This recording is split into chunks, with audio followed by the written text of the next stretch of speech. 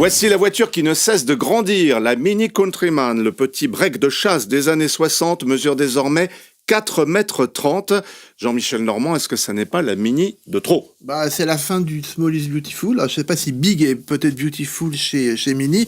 Elle fait 4,30 m, elle grandit de 20 cm, elle pousse aussi en hauteur, ça devient une grosse voiture. Alors techniquement ça ressemble beaucoup à un BMW X1 puisque c'est une traction comme le X1 et c'est une voiture dont les sensations typiques Mini se sont beaucoup atténuées. C'est une voiture qui est beaucoup moins ludique et c'est plus du tout le kart dont on nous vantait les mérites jusqu'à présent. Néanmoins, c'est une voiture qui est confortable, qui est chic. Les banlieues, la banlieue ouest va adorer. Oui, c'est fait pour ça. Voilà. Mais est-ce que c'est encore une Mini ? Si on la replace dans sa trajectoire historique, non, c'est plus de Mini, mais enfin, c'est l'évolution de l'automobile. Je faisais référence au break de chasse. À l'époque, dans les années 60, il y avait bien un petit break Mini. Absolument. Qui était magnifique, d'ailleurs. Oui, qui s'appelait Countryman aussi. Countryman, avec des montants en bois. Avec des montants en bois. Absolument. Agnès, elle vous plaît, cette voiture ? Oui, moi je trouve ça très mignon, mais effectivement c'est de plus en plus grand. Quand on voit qu'un Capture, un Renault Capture, ça mesure, je sais pas, 4,15 m, 4,16 m. Là, un Capture, c'est pas non plus rikiki. Là, on se dit une Mini 4,30 m, mais c'est énorme. Donc l'avantage d'acheter une Mini où on se garait partout, évidemment, ça n'existe plus. Mais ça, c'est la même chose pour tous les modèles de la gamme, et pas simplement la Countryman. Après, il faut dire quand même que c'est 5 portes, 5 places, on peut s'y installer confortablement, on n'est pas comme ça à l'intérieur. Et puis, tout ce qui est équipement, etc., c'est beaucoup plus moderne qu'avant. Mais voilà, effectivement, c'est une mini-maxi, quoi. Oui, il y a un coffre digne de ce nom ? Il y a un coffre, oui. Il y a un vrai coffre maintenant. Ouais. La première Mini mesurait 3 mètres exactement. 3,05 m. Celle d'Alec Isigonis, 3,05 m exactement.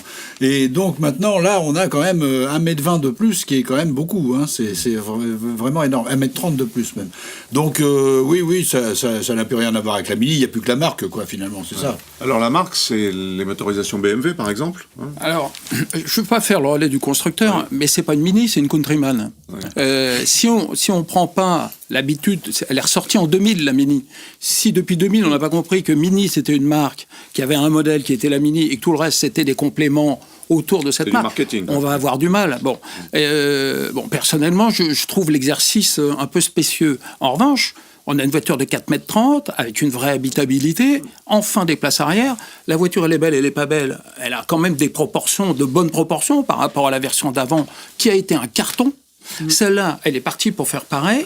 Et donc, effectivement, c'est pas le petit kart de notre très prime jeunesse. C'est pas la version Cooper S 3 portes. Si c'est ça que vous voulez, ça existe encore. Si vous voulez, dans cet univers de gamme Mini, anglais et chic et rétro design, vous voulez une familiale, vous l'avez, elle fait 4,30 m, elle est chère. Pour l'instant, on l'a essayé qu'avec un seul gros moteur. Lequel ?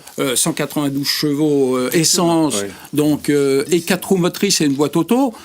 C'est pas cette version-là qu'on va conseiller. Il y a 2 moteurs à attendre. Il y a un petit 1500 3 cylindres turbo à attendre.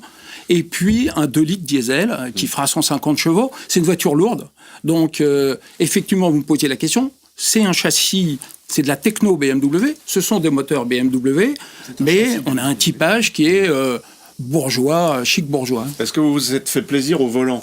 Moyennement, parce que c'est les 192 chevaux, je ne sais pas si c'était plutôt 192 poneys dans cette voiture. Donc c'était un tout petit peu décevant, d'autant plus que le constructeur continue à nous vanter les caractéristiques spécifiques de Mini.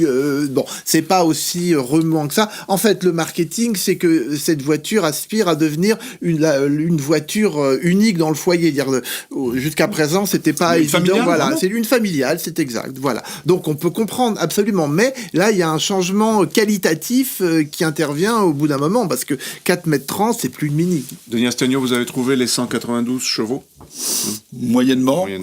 Surtout, j'ai pas trouvé les 5 places, encore une fois, mais ça, c'est toujours pareil. Mais à la limite, dans une Mini, on s'y attend pas. C'est pas très grave. Sauf que si, dans une voiture de 4,30 m, on peut trouver 5 places quand même. C'est possible. Agnès cité tout à l'heure le Capture, mais même un tout petit peu plus grand, on arrive à trouver 5 places. Là, c'est difficile. Et l'intérieur est un peu confiné. Alors, il y a une ligne de caisse qui est haute, qui donne une sensation d'enfermement, mais quand on sort le mètre, il y a les 5 places. C'est plus habitable à l'arrière qu'un Renault Scénic, qui fait encore quelques centimètres de plus. 4,30 m, c'est plus grand qu'une Golf, c'est plus grand qu'une 308. On a vraiment une familiale qui permet de faire pas mal de choses. On a une banquette arrière, mais peut-être que Denis l'a pas manœuvré complètement, qui coulisse sur 13 cm. On a des dossiers de banquette qui est coupé en 3 morceaux. On peut descendre 20%, 40%, tout ça. Oui. Donc, en fait, on a un micro-monospace à l'intérieur d'une enveloppe de break SUV. On ne peut pas dire que sur le plan pratique, Mini soit moqué de nous. Les équipements, Agnès, est-ce que c'est les standards BMW quand on monte dans cette voiture et qu'on allume la radio ou le GPS ou... Alors, ça, je peux pas trop juger ce genre de choses. La seule chose qu'on peut dire, c'est que maintenant, vous savez, le fameux écran central qu'il y avait, eh bien, il devient, si je me trompe pas, tactile. En option, mais il est tactile. Bien sûr, ça, toujours les options. Donc ça change dans cette nouvelle génération.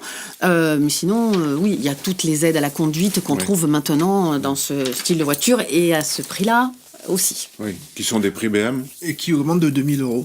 La voiture augmente de 2 000 € par rapport à la précédente. Ce qui au centimètre fait à peu près... Prix de base, 27 000 €, donc c'est un objet cher. De la Mini, il reste que cet écran central rond qui indique les vitesses, etc. C'est à peu près tout. Hein. En rapport qualité-prix, qu'est-ce que vous diriez? Parce qu'on est sur une voiture très ciblée quand même. Pas, on peut pas répondre à la question. En rapport qualité-prix, c'est... Est-ce qu'on en a pour son argent? Non, mais il faut une fois qu'on a acheté la marque, bon. Les gens, ils ont envie de ça. C'est un investissement très élevé. C'est un peu plus cher qu'une Audi Q2, qui est déjà pas donnée. Donc, c'est quoi l'univers de concurrence, finalement? Quand vous mettez 30 000 € dans un objet comme ça, ça peut être un Peugeot 3008. Parce que là, vous avez beaucoup plus de prestations, beaucoup plus d'habitabilité, beaucoup plus de sensations de conduite pour un prix équivalent. Mais on ne peut pas juger, franchement. C'est pas très rationnel. C'est 30 000 €. Donc on fait une petite folie, c'est ça? Oui, une grosse folie. Il tient bien la cote, donc bon, voilà. Il y a cette dimension-là aussi, ça se revend bien. Mais je trouve qu'il y a plus les petits grains de folie qu'il y avait chez Mini jusqu'à présent, parce que la Mini de base, effectivement, reste Mini, c'est pas évident, parce qu'elle grandit aussi, elle aussi, quoi. Donc voilà, il faut que cette marque fasse attention à ne pas se banaliser, même si c'est dans le premium. Un dernier mot, Agnès. Juste rajouter qu'il va y avoir une version hybride rechargeable, donc de 224 chevaux, avec 40 km d'autonomie, tout en électrique. Mais donc ça aussi, je pense que ça va plaire. Vous pariez sur le succès commercial tout de même? Oui. Oui, vous tous? Moi, je suis pas très inquiète. Pas très inquiète. Parce que la taille, on a beaucoup parlé de la taille, mais Mini, c'est comme tout le reste, c'est une marque mondiale. Et donc, quand vous êtes américain ou quand vous êtes chinois, 4,30 m, c'est une petite voiture. Et d'ailleurs, cette voiture privilégie largement le marché américain, ce qui fait aussi, qui explique aussi pourquoi elle a grandi. Mais alors, si M. Trump lui met 30% de taxes, ça va faire mal. Fabriqué où? BMW, elle est fabriquée aux Pays-Bas. Aux Pays-Bas. Mais BMW, une usine en Caroline du Nord ou du Sud, donc bon, voilà, ça devrait aller. C'était la Mini Countryman.